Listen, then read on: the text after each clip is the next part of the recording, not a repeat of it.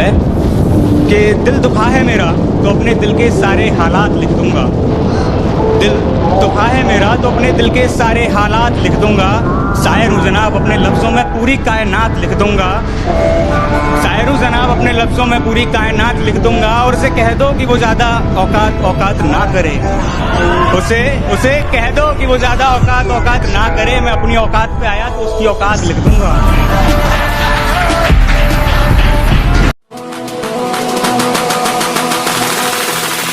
तो कैसे हैं आप लोग? Keep it real.